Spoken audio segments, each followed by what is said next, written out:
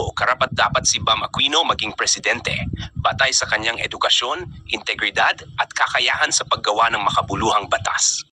Ang mga dahilan. 1. May malakas na background sa edukasyon at talino. Nagtapos siya ng Management Engineering sa Ateneo de Manila University, isang prestihiyosong kurso na kilala sa analytical at leadership training.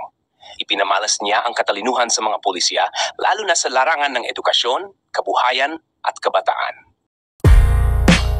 Napatunayan ang kakayahan bilang mambabatas.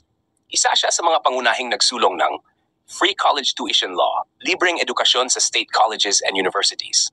Go Negosyo Act, tumutulong sa mga maliliit na negosyante sa pamamagitan ng negosyo centers.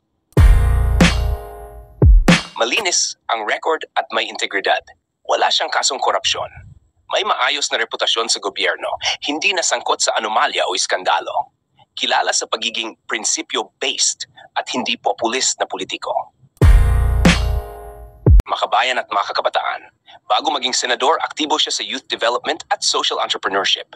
Nagsilbing inspiration sa maraming kabataan na nais tumulong sa bayan sa makabago at malinis na paraan. Maaring maging simbolo ng bagong uri ng pamumuno, hindi siya tradisyonal na trapo, traditional politician. Bagamat kabilang sa Aquino clan, siya mismo ay nagtayo ng sariling pangalan sa pamamagitan ng gawa at hindi lang apelyido.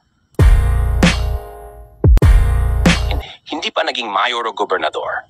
Limitadong masa appeal, lalo na sa rural areas o mga hindi gaanong exposed sa kanyang mga programa. Kaibahan kay Sara Duterte. Habang si Bam Aquino ay kilala sa policy-based leadership at advokasya sa edukasyon at kabuhayan, si Sara Duterte naman ay may mas malawak na executive experience. Nagsilbi siyang mayor ng Davao City ng ilang termino at kasalukuyang pangalawang Pangulo ng Pilipinas. Mas malawak ang masa appeal ni Sara Duterte, lalo na sa mga rehiyon gaya ng Mindanao. Siya ay may matibay na koneksyon sa mga probinsya at malakas ang kanyang political machinery dahil sa apelyidong Duterte. Gayunpaman, si Bam Aquino ay mas nakikita bilang technocrat o makabago at malinis na leader na nakatuon sa pagresolba ng mga ugat ng problema gaya ng kahirapan at kakulangan sa edukasyon. Samantalang si Sara Duterte ay mas kilala sa strong leadership style, subalit may ilang isyung kinakaharap na may kinalaman sa transparency at political na alyansa. Konklusyon. Pareho silang may kakayahang mamuno, ngunit magkaiba ang estilo. Si Bam Aquino ay ang tipo ng leader makabago, matalino at may advokasyang nakatuon sa sistematikong pagbabago. Si Sara Duterte naman ay may malawak na karanasan sa pamumuno ng lokal na pamahalaan at mas direktang estilo ng pamumuno na mas madaling tanggapin ng masa.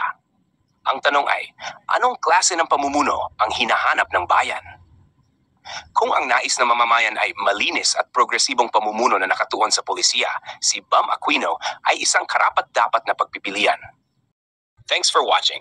Don't forget to like, share, and follow for more good vibes and stories. See you next time.